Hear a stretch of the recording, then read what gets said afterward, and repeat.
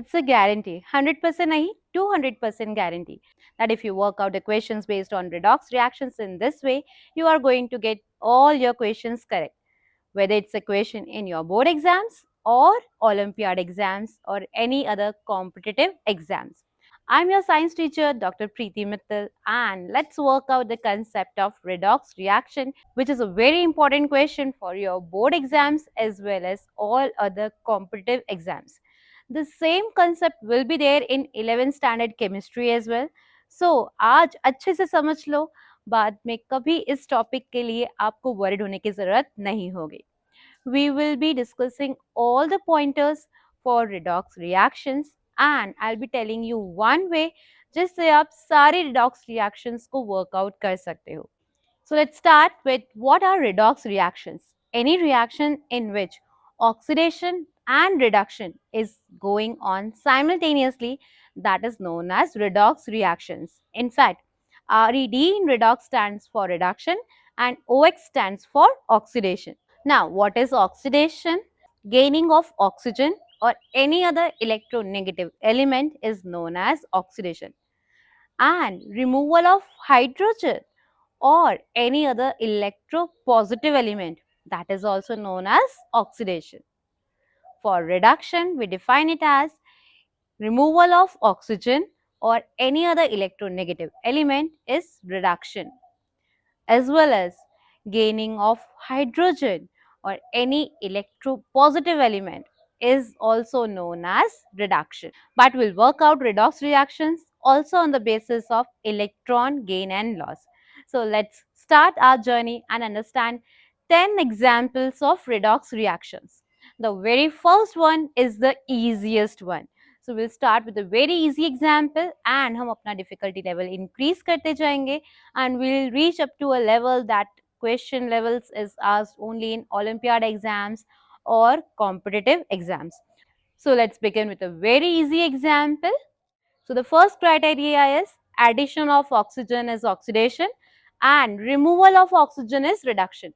So iron में oxygen add up हुआ है तो आयरन का हुआ है oxidation to form ferrous sulphate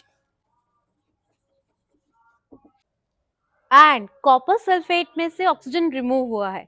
so removal of oxygen is reduction. So copper sulphate का हुआ है reduction to form copper. Remember the law of opposites. आपको बस एक आइडेंटिफाई करना है कि ऑक्सीडेशन हुआ है या reduction. Rest everything you can find out by opposites. Meaning अगर आयरन का आपको पता चल गया कि आयरन का ऑक्सीडेशन हुआ है because it's gaining oxygen, then opposite reactant that is copper sulphate का रिडक्शन ही होगा. जब एक रिएक्टेंट का ऑक्सीडेशन होता है तो दूसरे रिएक्टेंट का रिडक्शन ही होता है. जिसका रिडक्शन हुआ है वो खुद ऑक्सीडाइजिंग एजेंट होता है. जिसका रिडक्शन हुआ है वो खुद ऑक्सीडाइजिंग एजेंट है. जिसका ऑक्सीडेशन हुआ है वो खुद रिड्यूसिंग एजेंट है. सो एक एलिमेंट का ऑक्सीडेशन हुआ है तो दूसरे रिएक्टेंट का रिडक्शन ही होगा. जिसका रिडक्शन हुआ है वो खुद ऑक्सीडाइजिंग एजेंट है. जिसका ऑक्सीडेशन हुआ है वो खुद रिड्यूसिंग एजेंट है. बस ऑपोजिट्स वर्क करते जाना है. एक का ऑक्सीडेशन हुआ ये समझ में आ गया, जिसका ऑक्सीडेशन हुआ वो खुद रिड्यूसिंग एजेंट है. दूसरे वाले का रिडक्शन ही होगा, जिसका रिडक्शन हो रहा है वो खुद ऑक्सीडाइजिंग एजेंट है. Okay. Now one more thing, why it is called oxidising agent?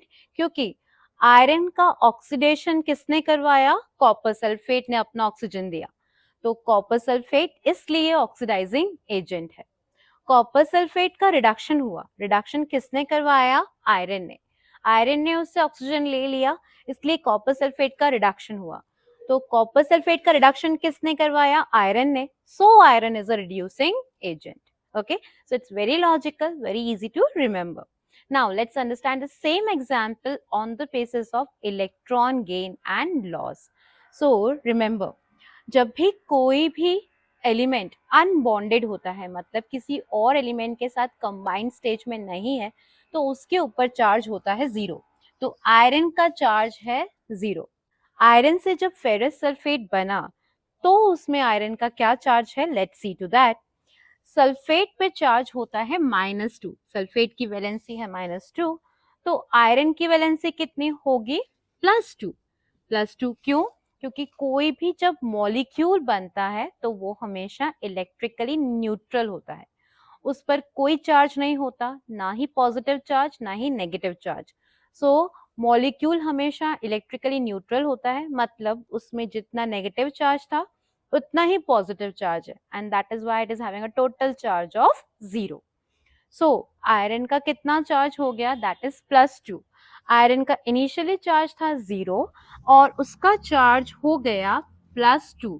जब भी चार्जेस पॉजिटिव की तरफ मूव करते हैं, चार्जेस इंक्रीज होते हैं, तो that is known as oxidation. It means कि आयरन ने अपने इलेक्ट्रॉन्स लूज करे और सल्फेट को दे दिया। तो losing of electrons, loss of electrons is known as oxidation. Loss of electrons, losing of electrons is known as oxidation. तो charges increase हो रहे हैं, that means oxidation हो रहा है. Now let's see for copper sulfate. Copper sulfate में sulphate की valency, sulphate का चार्ज था -2, तो कॉपर का चार्ज था +2।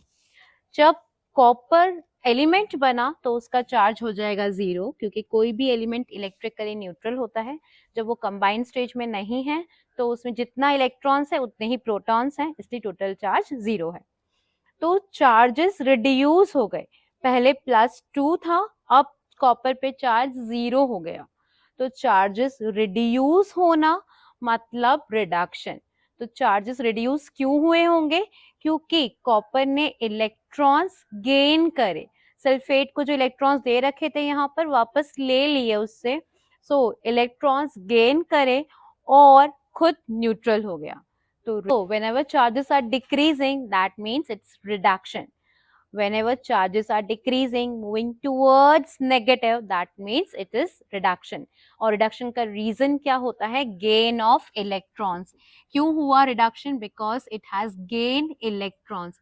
तो gaining of electrons मतलब electrons को gain करोगे, negativity को gain करोगे तो reduce हो जाओगे। या फिर याद रख लो कि charges कम हो रहे हैं तो आप reduce हो जाओगे, charges reduce हो रहे हैं तो that is known as reduction. Redox reactions के बेसिस पे आपको जो क्वेश्चंस आएंगे उसमें आपको आइडेंटिफाई करना होगा कि किस रिएक्टेंट का रिडक्शन हो रहा है, किसका ऑक्सीडेशन हो रहा है, ऑक्सीडाइजिंग एजेंट क्या है एंड रिड्यूसिंग एजेंट क्या है। आप उसको ऑक्सीजन गेन एंड लॉस के बेसिस पे कर रहे हो या फिर इलेक्ट्रॉन गेन एंड लॉस के बेसिस पे कर रहे हो, that no one is going to ask you. आपने किस तरह से ये क्वेश्चन वर्कआउट करा ये आपसे नहीं पूछेगा कोई, बस they will be asking you what is the oxidising agent, what is the reducing agent, which reactant is undergoing oxidation and which reactant is undergoing reduction. तो आपको बस आइडेंटिफाई करना है, क्राइटेरिया आप कुछ भी यूज कर सकते हो। इस एग्जाम्पल के लिए सबसे इजी क्राइटेरिया होगा ऑक्सीजन गेन एंड लॉस, इसमें आपको इलेक्ट्रॉन्स देखने की जरूरत नहीं है, बट ये एग्जाम्पल में मैंने आपको इलेक्ट्रॉन गेन एंड लॉस बताया है सो दैट जो डिफिकल्ट क्वेश्चंस आएंगे इस कंसेप्ट पे वो आप इजीली वर्कआउट कर पाओगे। Okay, one question that could be asked based on this reaction is, which of the following is undergoing reduction? The options are iron, second option copper, third copper sulfate, or fourth ferrous sulfate. So what is undergoing reduction is copper sulfate. Copper sulfate का reduction हुआ है, copper का reduction हुआ है ये कहना बिल्कुल गलत है, क्योंकि कॉपर सल्फेट जो पूरा मॉलिक्यूल था वो रिड्यूस हुआ है और कॉपर फॉर्म हुआ है। ओके, सो आपसे क्वेश्चन में पूछेंगे which of the following is undergoing reduction, so it's copper sulphate that is undergoing reduction. I hope this example is clear to you all. It's an easy example, but it's very important one. Okay, so remember, addition of oxygen or any other electronegative element is oxidation, and removal of oxygen or any other electronegative element is reduction. So now let's work out our next example. So let's see to our second example. Magnesium combines with chlorine to form magnesium chloride. I told you addition of oxygen or any other electronegative element is oxidation. तो magnesium के साथ में chlorine add हुआ है. Chlorine पे charge आपको पता है -1 होता है. क्लोरीन की वैलेंसी इज -1.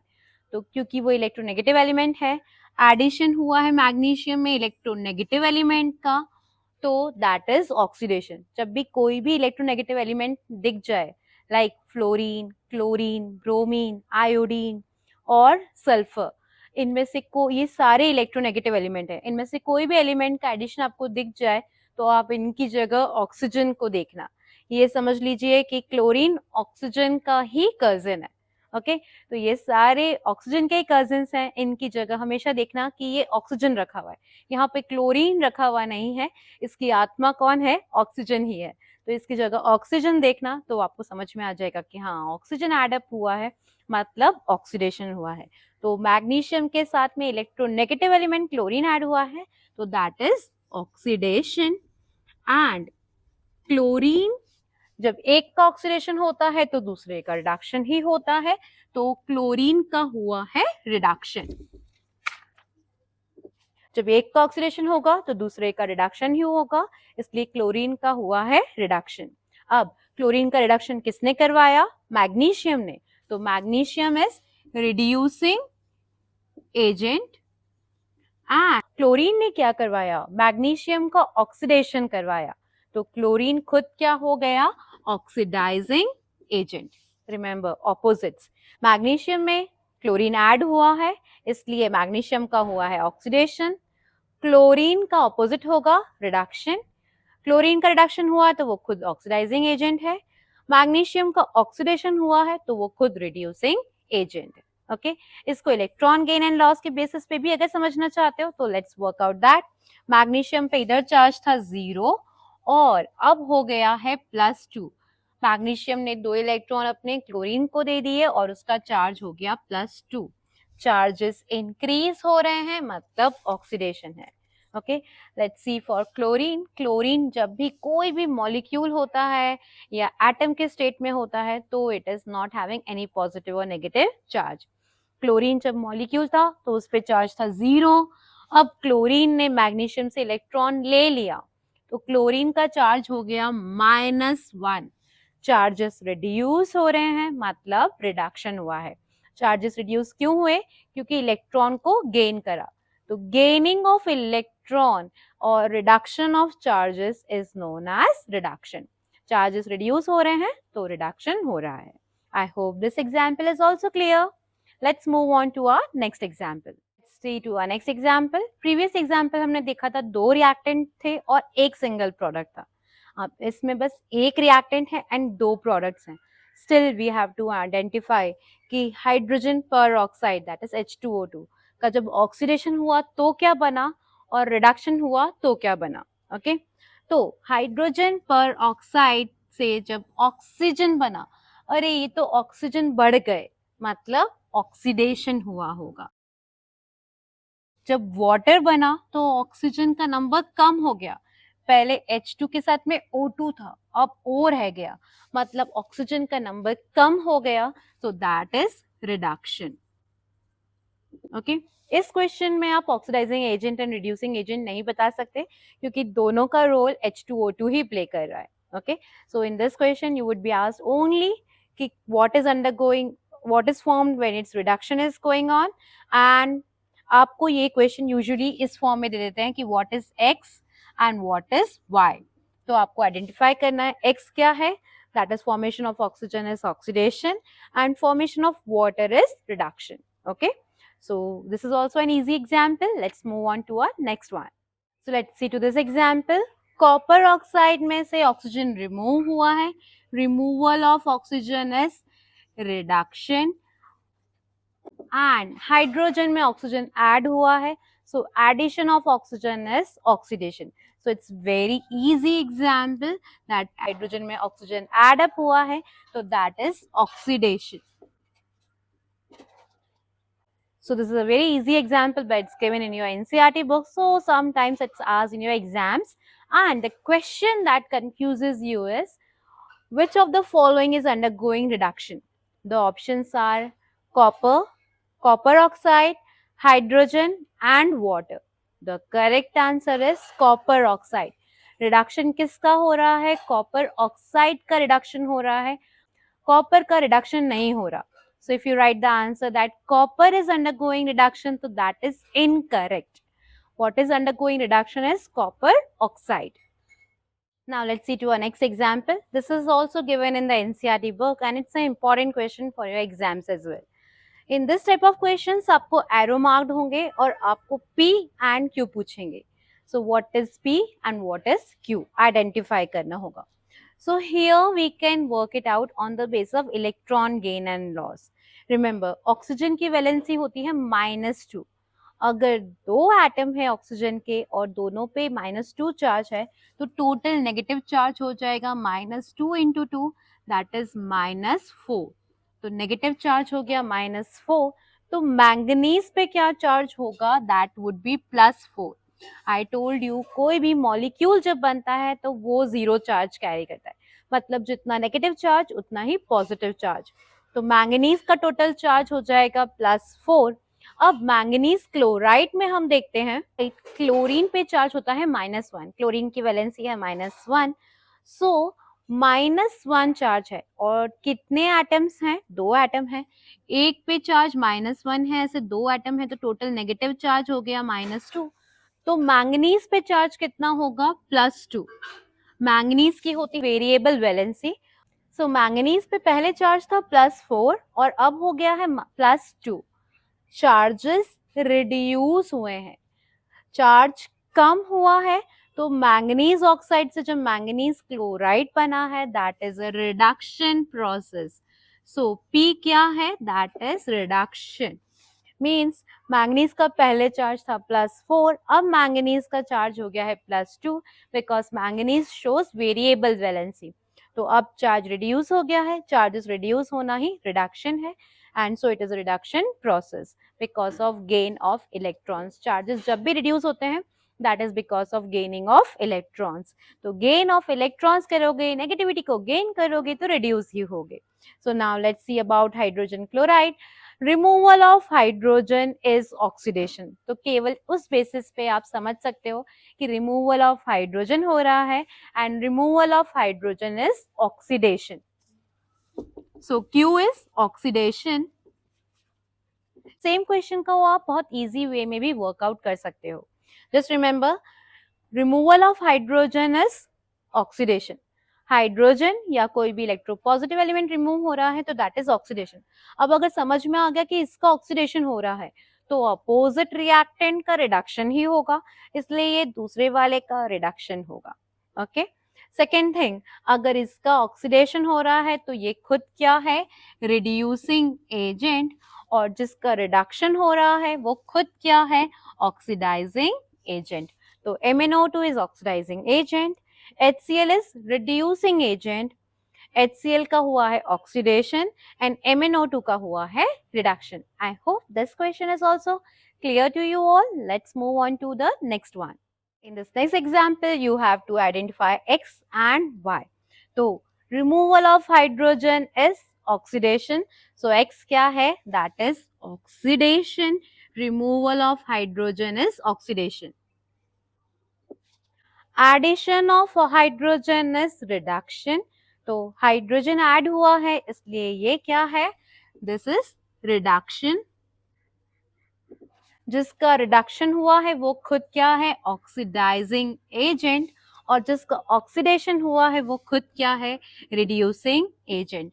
तो आप बहुत क्विकली वर्कआउट कर पाओगे. बस just practice these 10 questions and I can guarantee you आप बहुत क्विकली सारे क्वेश्चंस को वर्कआउट कर पाओगे. जितना टाइम मुझे एक्सप्लेन करने में लग रहा है उतना टाइम आपको वर्कआउट करने में नहीं लगेगा. बस just understand the concept and apply any of the concepts that is related to oxidation and reduction.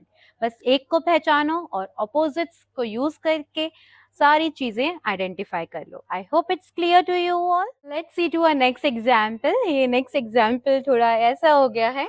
So it's not in a straight line, the line has moved upwards, है ना. Life में हमेशा ऊपर उठो ऐसा हो गया है. So let's see to this. Now in this question also you are asked P and Q आपको आइडेंटिफाई करना है. Okay, the arrows are given. So let's see कि वैलेंसीज की बेसिस पे हम कैसे वर्कआउट कर सकते हैं. Now this question we can not understand on the base of oxygen gain and loss, क्योंकि पोटेशियम परमैंगनेट में भी ऑक्सीजन है, फेरस सल्फेट में भी ऑक्सीजन है, फेरिक सल्फेट में भी ऑक्सीजन है एंड मैंगनीज सल्फेट में भी ऑक्सीजन है. तो हम ऑक्सीजन गेन एंड लॉस के बेसिस पे इस क्वेश्चन को वर्कआउट नहीं कर सकते. इस लेवल के क्वेश्चन यूजुअली आपको कॉम्पिटिटिव एग्जाम्स, ओलंपियाड एग्जाम्स में ही देखने को मिलेंगे, या फिर यूजुअली आपके प्री बोर्ड एग्जाम्स में, जब टीचर्स आपको मोस्ट डिफिकल्ट क्वेश्चंस देने की कोशिश करते हैं. So that sort of questions will be seen in that exams. Okay, तो वेरी इजी क्वेश्चन ओनली. अब आपको इलेक्ट्रॉन गेन एंड लॉस के बेसिस पे पता है, बस चार्जेस को नोटिस करना है. अगर चार्जेस रिड्यूस हो जाए तो रिडक्शन है, आपको बस इतना याद रखना है. तो let's see to this. Ferrous sulphate में देखें तो सल्फेट की वैलेंसी होती है -2, तो आयरन की वैलेंसी हो जाएगी +2. अब इसमें टोटल नंबर ऑफ मॉलिक्यूल्स आपको नहीं देखना है, बस एक मॉलिक्यूल देखना है. तो एक मॉलिक्यूल में सल्फेट पे चार्ज था -2, तो आयरन पे चार्ज था +2. ओके, तो आयरन का चार्ज इनिशियली था +2, बाद में कितना हुआ देखते हैं. अब सल्फेट पे चार्ज होता है -2, -2 के कितने आयंस हैं सल्फेट के? 3. तो हमारे पास टोटल चार्ज कितना हो गया? -2 into 3 that is -6. -2 into 3 that is total sulphate का आयन हो गया -6. अब पॉजिटिव भी टोटल कितना होगा? +6. ये +6 कितने एटम्स में डिस्ट्रीब्यूटेड है? आयरन के 2 एटम है, तो ये +6 डिस्ट्रीब्यूटेड है 2 एटम्स में. मतलब आयरन के एक एटम पे क्या चार्ज होगा? आयरन के एक आयन पे क्या चार्ज होगा? That is +3.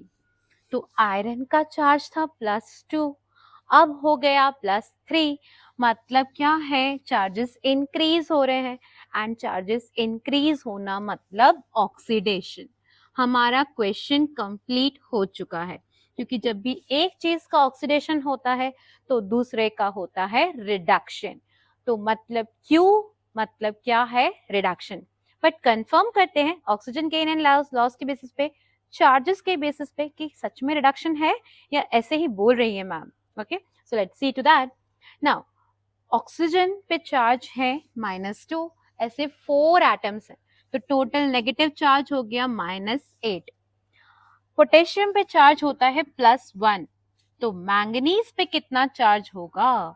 +7, ताकि टोटल हो जाए +8, जो कि न्यूट्रलाइज करेगा -8 को. तो मैंगनीज पे चार्ज हो गया +7. अब इधर देखते हैं मैंगनीज पे कितना चार्ज है. सल्फेट पे चार्ज होता है -2, तो मैंगनीज पे चार्ज होगा +2. मैंगनीज सल्फेट ही तो है. ओके, तो मैंगनीज पे चार्ज हो गया +2. इधर था चार्ज +7, अब चार्ज हो गया +2. चार्जेस रिड्यूस होना मतलब रिडक्शन. तो Q क्या है? Q is reduction and P क्या है? That is oxidation. ओके, तो फेरस सल्फेट जब फेरिक सल्फेट में कन्वर्ट हो रहा है तो that is oxidation, and potassium permanganate जब मैंगनीज सल्फेट में कन्वर्ट हो रहा है तो that is reduction process. I hope you were able to work out this question. Next time, pause the video and try to do the question by yourself. And one more thing, if you do like the video, if you do like the explanation, do share it with your friends and help me to spread knowledge. Science is so interesting. Now let's see to this question. It's also very interesting. Try to do it by yourself and then we can work it out. So let me explain you the things. अब इसमें आप first instance में जब आप देखोगे तो आपको लगेगा ये एक्स जो है ना ऑक्सीडेशन होना चाहिए, क्योंकि क्रोमियम ऑक्साइड बन रहा है ना, बहुत सारा ऑक्सीजन है इसके अंदर, तो इसका तो मतलब ऑक्सीडेशन होगा. और ये नाइट्रोजन बन रहा है मतलब ये रिडक्शन ही होगा, ऐसे दिख रहा है देखने में, है ना. बट लेट्स सी क्या सच में इलेक्ट्रॉन गेन एंड लॉस के बेसिस पे ऑक्सीडेशन बनकर क्रोमियम ऑक्साइड बना है. Let's see to that. ठीक है, सो अगर हम नाइट्रोजन का देखें तो नाइट्रोजन की here the nitrogen valency is 0, क्योंकि जब भी कोई एलिमेंट मॉलिक्यूल के फॉर्म में आ जाता है, N2 बनाता है, O2 बनाता है, तो नाइट्रोजन ने नाइट्रोजन के साथ में इलेक्ट्रॉन्स शेयर करें, बट कोई भी इलेक्ट्रॉन दे नहीं रहा तो पॉजिटिव चार्ज नहीं आएगा, ले भी नहीं रहा इसलिए नेगेटिव चार्ज भी नहीं आएगा, मतलब टोटल चार्ज 0 रहेगा. ओके, सिमिलरली इधर अमोनियम में देखो, अमोनियम आयन था। अमोनियम आयन में NH4 आयन में +1 चार्ज होता है। क्यों होता है? क्योंकि नाइट्रोजन का ऑक्सीडेशन नंबर होता है -3। वो अपने 3 इलेक्ट्रॉन्स हाइड्रोजन के साथ शेयर करता है। नाइट्रोजन बिकम्स -3, तो ये बनता है ammonia, that forms ammonia NH3। But उसके साथ में एक और बोलता है हाइड्रोजन की मुझे भी आना है, और वो आएगा तो अपना पॉजिटिव चार्ज भी लेकर आएगा। तो इसलिए जब अमोनिया एक मॉलिक्यूल है that is neutral, ammonia is a molecule so it's neutral, but जब अमोनियम में हाइड्रोजन आता है तो अपने साथ में +1 चार्ज लेकर आता है, and that is why ammonium ion is having a charge of +1। But in सब में बात क्या है important, that is nitrogen was having -3 charge. Okay, तो नाइट्रोजन की वैलेंसी -3 होती है। अब हो गई 0, -3 थी 0 हो गई, मतलब नेगेटिविटी कम हो गई यहाँ पर, तो मतलब पॉजिटिविटी बढ़ गई, चार्जेस इंक्रीज हुए हैं। -3 में +3 हुआ होगा तभी चार्ज 0 हो गया, मतलब चार्जेस इंक्रीज हुए हैं, और चार्जेस के इंक्रीज होने को हम कहते हैं ऑक्सीडेशन। सो वाई क्या है, दैट इज ऑक्सीडेशन। अब देखते हैं क्रोमियम के लिए भी ये सही है क्या, लेट्स सी टू दैट। तो ऑक्सीजन के 7 एटम्स थे, 7 atoms multiplied by -2, total negative charge था -14। ठीक है, अमोनियम के पास चार्ज होता है +1। आपको वैलेंसीज याद रखनी होगी, valencies are very important molecular formula बनाने के लिए भी और रिडॉक्स रिएक्शंस को सॉल्व करने के लिए भी। अगर आपको वैलेंसीज याद नहीं है, so I've prepared a separate video for valencies and molecular formulas. I'll be sharing that in the end screen. You can check it out. So here ammonium की वैलेंसी होती है +1, +1 वाले 2 एटम्स हैं, तो टोटल पॉजिटिव चार्ज हो गया +2। +2 है, ये -14 है, न्यूट्रल होने के लिए कितना क्रोमियम पे चार्ज होगा, टोटल +12। +12 चार्ज कितने एटम्स पे डिस्ट्रीब्यूटेड है, 2 पे, तो मतलब क्रोमियम के एक एटम पे कितना चार्ज होगा, +6। तो क्रोमियम पे इनिशियली चार्ज था +6। अब देखते हैं बाद में कितना हो गया। ऑक्सीजन के एक एटम पे -2, 3 एटम है तो टोटल चार्ज हो गया -6। तो फिर क्रोमियम के पास भी टोटल होगा +6, बट ये +6 कितने में डिस्ट्रीब्यूटेड है, 2 में, तो एक क्रोमियम आयन के ऊपर चार्ज कितना हो गया, +3। पहले था +6, अब हो गया +3, मतलब चार्जेस रिड्यूस हुए हैं, मतलब x क्या है, रिडक्शन है।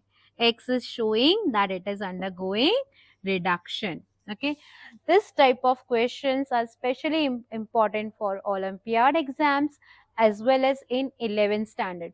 11th स्टैंडर्ड में आप जब वापस रिडॉक्स रिएक्शंस पढ़ोगे तो सारे क्वेश्चंस आपको इलेक्ट्रॉन गेन एंड लॉस के बेसिस पर ही एक्सप्लेन करने होंगे। ओके, वहां पर आपको आयंस भी दे देते हैं, डायरेक्टली चार्जेस दे देंगे, और फिर आपको आइडेंटिफाई करना होगा कि किसका ऑक्सीडेशन हो रहा है, किसका रिडक्शन हो रहा है। तो that would be easier for you all, but remember जब भी चार्जेस रिड्यूस हो तो that is reduction. I hope this question is also clear to you all. If you are able to understand that, just hit the like button and we'll move on to the next question. Let's see to our next example. Copper chloride reacts with zinc to form zinc chloride plus copper.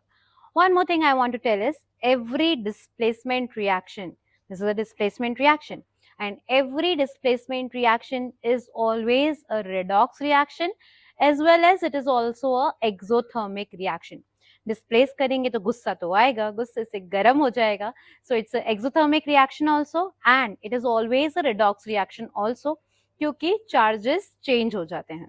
Okay, so let's see to this example. Copper chloride में से chlorine remove हो गया। Chlorine को तो हमें oxygen की तरह देखना था, ऑक्सीजन का ही कजिन है, तो ऑक्सीजन रिमूव हो गया एक तरह से, और removal of oxygen is reduction. तो कॉपर क्लोराइड का हुआ है रिडक्शन, क्योंकि रिमूवल ऑफ ऑक्सीजन और any other electronegative element is reduction. Zinc का हुआ है ऑक्सीडेशन, क्योंकि जब एक रिएक्टेंट का रिडक्शन होता है तो दूसरे का ऑक्सीडेशन ही होता है, तो जिंक का हुआ है ऑक्सीडेशन। जिसका ऑक्सीडेशन होता है वो खुद रिड्यूसिंग एजेंट होता है, और जिसका रिडक्शन हुआ होता है वो खुद ऑक्सीडाइजिंग एजेंट होता है। तो हमारा कॉपर क्लोराइड ऑक्सीडाइजिंग एजेंट है, जिंक रिड्यूसिंग एजेंट है, कॉपर क्लोराइड का हुआ है रिडक्शन एंड जिंक का हुआ है ऑक्सीडेशन। Very simple question. इसी को आप इलेक्ट्रॉन गेन एंड लॉस के बेसिस पे भी चेकआउट कर सकते हो, then also it will hold true. तो उस पे बेसिस पे भी आप वर्कआउट कर सकते हो। I hope this was easier for you all to work it out by yourself. Let's move on to the last example of redox reactions. So let's see to the next example. 2Na combines with chlorine to form 2NaCl. It's also very easy to work out. हमने कहा ही था कि oxygen को देखना है, जब भी chlorine दिखे तो सोडियम के साथ में क्लोरीन ऐड हुआ है, ऑक्सीजन का कजन ऐड हुआ है, तो सोडियम का हुआ है ऑक्सीडेशन एंड क्लोरीन का हुआ है रिडक्शन। तो क्लोरीन का हुआ है रिडक्शन एंड सोडियम का हुआ है ऑक्सीडेशन। ओके, अब ऑक्सीडेशन हुआ है सोडियम का, तो सोडियम खुद क्या है? रिड्यूसिंग एजेंट, क्योंकि उसने क्लोरीन को रिड्यूस कर दिया। और क्लोरीन का रिडक्शन हुआ है, तो क्लोरीन खुद क्या है? ऑक्सीडाइजिंग एजेंट, क्योंकि उसने सोडियम का ऑक्सीडेशन होने में हेल्प किया। तो इसलिए क्लोरीन है ऑक्सीडाइजिंग एजेंट, सोडियम है रिड्यूसिंग एजेंट, क्लोरीन का हुआ है रिडक्शन एंड सोडियम का हुआ है oxidation to form NaCl. Okay, this was also a very easy example, but with this example I want to tell you one more thing. आप notice करना, जब भी आप नॉन मेटल्स को लिखते हो तो you right in the form of this, like Cl2, N2, O2, इस तरह से आप लिखते हो। बट जब भी आप मेटल्स का दो एटम्स शो करने होते हैं तो you write it as 2Na, magnesium के शो करने हैं तो 2Mg, आयरन के शो करने हैं तो आप लिखोगे 2Fe। अगर आप उसको Fe2 लिखते हो, like here if it's non bonded unbonded है, तो आपको इसको Fe2 नहीं लिख सकते, you have to write it as 2Fe only. तो मेटल्स और नॉन मेटल्स में ये डिफरेंस क्यों है? Do you want to know? Okay, so I will tell you. Non metals जब बॉन्ड बनाते हैं तो वो शेयरिंग ऑफ इलेक्ट्रॉन से बनाते हैं। क्लोरीन को भी इलेक्ट्रॉन चाहिए और दूसरे क्लोरीन एटम को भी इलेक्ट्रॉन चाहिए, तो दोनों क्लोरीन एटम शेयर कर लेते हैं एक इलेक्ट्रॉन को and they form a bond together. Similarly, in nitrogen and oxygen also, they form bond by sharing of electrons. दोनों को ही इलेक्ट्रॉन चाहिए, गेन करना है, इसलिए दोनों गेन नहीं कर सकते, कोई भी देने को तैयार नहीं है, तो दोनों क्या करेंगे? इलेक्ट्रॉन्स को शेयर कर लेंगे। क्योंकि वो इलेक्ट्रॉन्स को शेयर कर रहे हैं इसलिए आपस में एक बॉन्ड बना रहे हैं, इसलिए they are showing in the form of a molecule like N2, Cl2, O2, that is it. But अगर सोडियम की बात करें, मैग्नीशियम की बात करें, आयरन की बात करें, कॉपर की बात करें, तो these are all metals. Metals में इलेक्ट्रॉन्स देने की टेंडेंसी होती है। सोडियम का एक एटम भी इलेक्ट्रॉन देना चाहता है, दूसरा भी देना चाहता है, दोनों देना ही चाहते हैं, लेना नहीं चाहते कोई भी। तो इसलिए सोडियम सोडियम के साथ में बॉन्ड नहीं बनाएगा। अगर 100 सोडियम एटम्स भी होंगे तो हम उसको 100 Na लिखेंगे, क्योंकि सोडियम के बहुत सारे एटम ऐसे बस रहेंगे, they would be there in a piece of sodium. अगर आप सोडियम का एक क्रिस्टल देखो तो उसमें बहुत सारे सोडियम एटम्स हैं, बट एक दूसरे के साथ बॉन्ड बनाया हुआ नहीं है, but they are just placed one next to another. So क्योंकि वो बॉन्ड नहीं बना रहे तो वो Na2 या Mg2 के फॉर्म में एग्जिस्ट नहीं करेंगे। You can not write sodium as Na2, that is incorrect, क्योंकि सोडियम दूसरे सोडियम एटम के साथ बॉन्ड नहीं फॉर्म कर रहा। You would be able to understand this in a better way once you understand the chapter carbons compound. जब आप carbons compound पढ़ोगे तब उसमें आप sharing of electrons and formation of bonds in non metals, metals, आप सब कुछ पढ़ोगे, तब ये concept और अच्छे से समझ में आएगा। But that just came to my mind when I was explaining you this topic, because sometimes it happens with the students that students instead of writing 2Na they write Na2, but that is incorrect. Chlorine को आप लिखोगे तो Cl2 लिखोगे, but Na को Na2 नहीं लिख सकते। Okay, so that is apart from redox reactions, whatever I have told you. This was our last example. So I hope you were able to understand redox reactions. One extra thing that I want to tell you is all displacement reactions are always redox reactions also, and double displacement reactions redox reactions नहीं होते, because ions exchange तो होते हैं but valencies change नहीं होती. For example in this, silver की इधर valency थी +1, नाइट्रेट की वैलेंसी थी -1, सोडियम की वैलेंसी थी +1, क्लोरीन की वैलेंसी थी -1. जब प्रोडक्ट्स बने हैं तब भी सिल्वर की वैलेंसी है +1, क्लोरीन की -1, सोडियम की +1 एंड NO3 की -1. सोडियम की वैलेंसी पहले भी +1 थी, बाद में भी +1 है. सिमिलरली सिल्वर की वैलेंसी भी चेंज नहीं हुई है, क्लोरीन और नाइट्रेट की वैलेंसी भी चेंज नहीं हुई है. तो जब भी डबल डिस्प्लेसमेंट रिएक्शंस होते हैं तो उन पे चार्जेस चेंज नहीं होते, and that is why double displacement reactions are not redox reactions. वो रेडॉक्स रिएक्शंस का एग्जाम्पल नहीं होते. बट डिस्प्लेसमेंट रिएक्शंस में हमेशा वैलेंसी चेंज हो जाती है. So displacement reactions are always redox reactions also, as well as exothermic reactions also. Okay, that's all for today. I hope you were able to understand the concept and you find this video to be interesting one. Take care of yourselves and good day everyone.